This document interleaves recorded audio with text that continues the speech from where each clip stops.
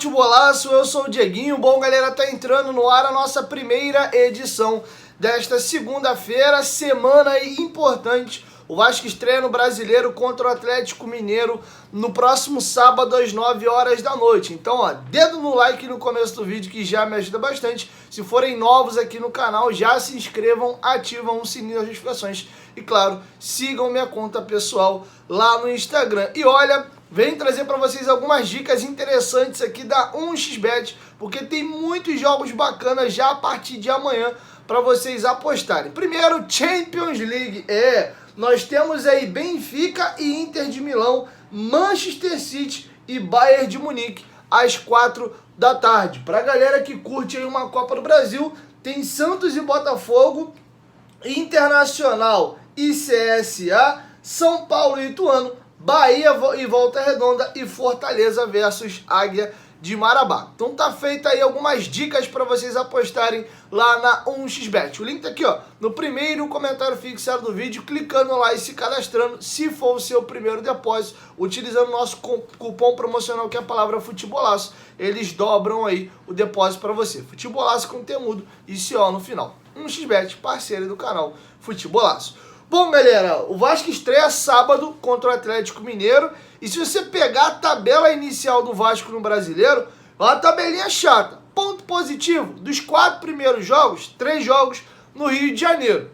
2 jogos em São Januário, 1 no Maracanã. Só o jogo da estreia é fora. Porém, o Vasco pega 4 campeões estaduais de cara. Sábado, o Atlético Mineiro, campeão mineiro, contra o América Mineiro nesse final de semana. No outro domingo, o Vasco pega o Palmeiras em São Januário, campeão paulista. Depois, na semana seguinte, numa segunda-feira, o Vasco pega a equipe do Bahia, campeão baiano em São Januário, e encerra essa sequência dos 4 primeiros jogos contra 4 campeões estaduais, contra o Fluminense, que ontem passeou no Maracanã e fez lembrar até um pouco o Vasco, lá de trás da época do Eurico Miranda, e deu um tremendo chocolate no Flamengo no dia de Páscoa. Sendo que o nosso é sempre no outro nível, né? O do Vasco foi 5, o do Fluminense foi 4. E o Eurico Miranda, da época, distribuiu 40 mil ovos de Páscoa no Maracanã. Então, acho que o rubro-negro, aí, em linhas gerais, não guarda com boas recordações de jogos do Flamengo decisivo em períodos de Páscoa, beleza? Vamos virar a chave agora e vamos falar do atacante Matheus Gonçalves. Lembra que eu trouxe para vocês aqui a informação dos companheiros do canal Atenção Vascaínos de que o Vasco teria feito uma consulta ao jogador e ele estaria forçando a barra para sair do América? Curiosamente, o Matheus Gonçalves não foi relacionado para a partida de ontem, o jogo de volta da final contra a equipe do América Mineiro. O jogo da Libertadores do meio da semana, da Sul-Americana, que o América mete 4-1 no Peñarol, ele foi pro jogo, estava relacionado. E pro jogo agora de domingo, ele não foi relacionado. O que a gente pode dizer é que realmente o Vasco procurou, é um jogador que o Vasco tem interesse para chegar, para dar uma reforçada para aquela ponta. O Vasco tinha tentado já o Lucas Braga do Santos, não deu muito certo, um jogador vindo para compor elenco. Enfim, vamos aguardar, mas que parece que tem alguma fagulha nessa situação, tem. Falando em fagulha, vamos pular agora para um fogo, né? Para uma chama, um assunto que polemizou muito aí as redes sociais ontem. Trouxe para vocês, entre sexta e sábado, ações sociais dos jogadores do Vasco. Primeiro, na sexta-feira, a galera foi lá na Barreira, foi lá na Cidade de Deus, do lado do CT do Vasco, e distribuiu caixas de bombom para as crianças ali que moram na CDD. No dia seguinte, depois do jogo treino contra a equipe do Resende, os jogadores foram à Barreira do Vasco também distribuir ali caixas de bombom. E o Vasco ontem, no domingo de Páscoa, subiu um vídeo na Vasco TV que já foi deletado, mostrando a ação social, gravando ali os jogadores entregando as caixas de bombom. Porém, como está passando para vocês aí na tela, durante o vídeo, passou, né, um rapaz ali uniformizado com a camisa de uma organizada do Flamengo, com um fuzil atravessado no peito e uma pistola na mão, pelo que indica na imagem. E aí isso tomou a rede social, o negócio viralizou, o Vasco deletou o vídeo do ar, inclusive a UOL fez uma matéria procurou o Vasco para o Vasco se justificar e falar sobre a situação, e o Vasco falou que não ia comentar o caso, tá?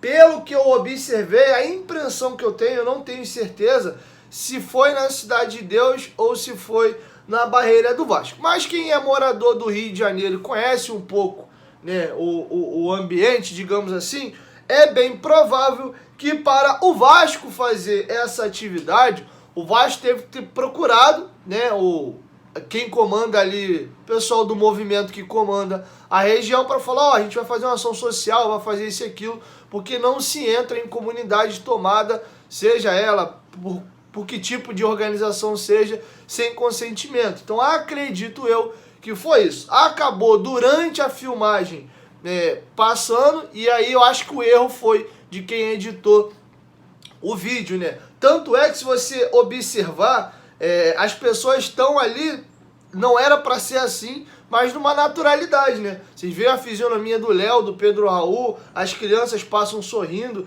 tem bastante gente em volta ali atrás da grade, como vocês observam na imagem. Então era um ambiente controlado, provavelmente foi isso. Tinha algumas pessoas ali do movimento olhando, observando a ação, enquanto o Vasco fazia ali a sua ação. Mas acabou saindo no vídeo e agora gerou-se um problema. Nem sei se isso inclusive vai gerar um problema do Vasco com a questão ali da comunidade, porque foi vazado, né, a figura da pessoa armada ali. Enfim, então como o Vasco não se posicionou, tô só trazendo para vocês aqui os fatos, a gente acaba não sabendo se isso vai gerar algum outro tipo de desdobramento. Fato é que eu estava, por exemplo, almoçando hoje e isso passou no balanço geral.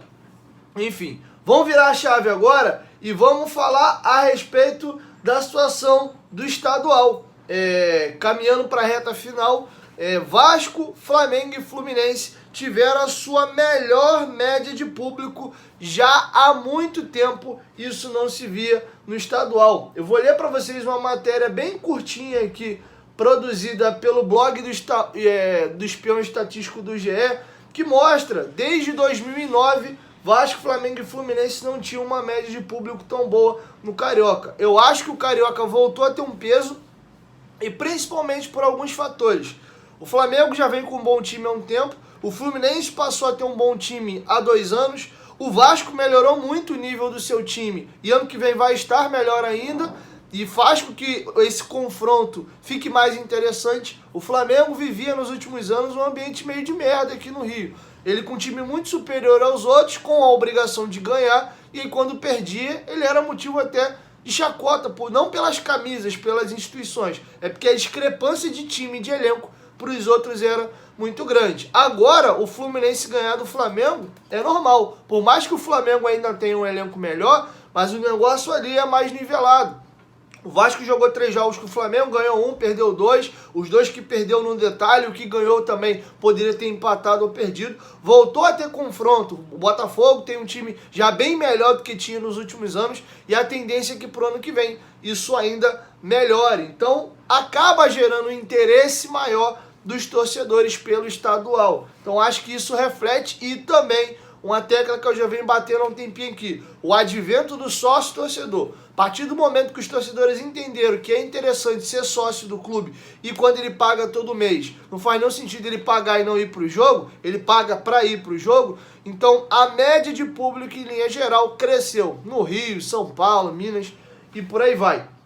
Então gostaria de trazer para vocês aqui alguns números, e olha como vocês podem observar que o Vasco abraçou definitivamente São Januário e o time, a torcida melhor dizendo, no Brasileirão da Série B, porque a média de público do Vasco no Carioca ano passado foi bem ruim. Então vamos aqui à matéria. Na edição do Campeonato Carioca, desta edição, as torcidas de Flamengo, Vasco e Fluminense têm comparecido em grande número nas arquibancadas. Os 3 times registram as suas maiores médias de público na competição desde 2009, enquanto Botafogo teve números bem abaixo de sua média no período. Nos 8 jogos como mandante, o rubro-negro atraiu 375.952 pagantes no total, o que corresponde à excelente média de 46.994 por partida. Para se ter uma ideia, esse número é mais do que o dobro em comparação com a média de pagantes do Flamengo em 2022, quando registrou 21.304 torcedores por jogo. Até então, a melhor média de público do time da Gávea nos últimos 15 anos tinha sido registrada em 2020, com 43.301 pagantes por partida. O Vasco disputou 7 partidas como mandante no Carioca e mobilizou, em média, 24.451 pagantes por jogo. Em 2022, o Cruz Maltino contabilizou uma média de 9.701. Olha como a média de público do Vasco foi baixa ano passado. Isso que tem os clássicos que vão para o Maracanã e dão uma inflada um pouco no número, tá? Assim como 24 mil é superior à média de São Januário, é considerando esses jogos que o Vasco teve no Maracanã como mandante, que puxa a régua um pouquinho mais para cima, porque o Vasco lotou o estádio também, diga-se de passagem. Poderia ter jogado no Maracanã com o público muito baixo, tá bom? Tá. Ou seja, o clube teve um aumento de 152% em comparação com a edição anterior. A melhor média de público do time de São Januário no período havia sido em 2009, quando teve 21.319 ingressos vendidos por jogo. Finalista do Campeonato Carioca, Fluminense disputou 8 partidas como mandante até o momento e obteve uma média de 27.176 pagantes por jogo. Vale lembrar que no próximo domingo, ou seja, ontem, o Tricolor ainda terá a decisão contra o Flamengo com promessa de casa cheia. O Tricolor é mandante do jogo e deve aumentar ainda mais esses números. Na competição anterior, a média do público do Fluminense era de 17.567, foi a maior deles lá em 2009. E só um parêntese aqui importante, a maior média de público do Vasco nos últimos anos foi em 2009, 21 mil. Foi a primeira vez que o Vasco disputou a segunda divisão. E a gente sabe quando um clube grande cai pela primeira vez, tem toda aquela mobilização, né, e movimento da torcida em abraçar o clube para trazer ele de volta para a elite do futebol brasileiro. Então sempre a média de público desses clubes disparam. E foi visto isso no ano de 2009. Tomara que, de fato, o Campeonato Carioca volte a ganhar um charme aí. Eu acho que ele poderia ser mais curto, né, e melhorarem as premiações. Mas tá sendo interessante. E fala aí que estadual não vale mais nada. A gente viu a mobilização que a torcida do Palmeiras, que ganhou uma carrada de título nos últimos anos, fez para virar o jogo contra o Água Santa. O Flamengo muito provavelmente está demitindo o Vitor Pereira após a perda do estadual agora, mas não foi só o estadual, é o acúmulo dos 5 títulos disputados e não ganhos nessa temporada. Mas a gente vê sim que o estadual tem uma certa relevância. Fala que não vale quem não ganha, né? Que quando a gente ganha, a gente acaba comemorando sim o estadual. E com a volta dos 4 do Rio, melhorando o nível das suas equipes, principalmente o Fluminense que subiu o sarrafo, o Vasco e o Botafogo, que também deram uma melhorada do ano passado para cá, a gente vê que esse interesse pelo estadual voltou a aumentar, beleza? Então é isso, galera. Essa é a primeira edição e eu encerro esse vídeo com vocês, tá bom? Logo mais eu chego com a nossa segunda edição. Hoje, cara, tem um episódio incrível no Futebolaço Podcast às 8 da noite. Estarei recebendo Bruno Cantarelli e também o Beto Júnior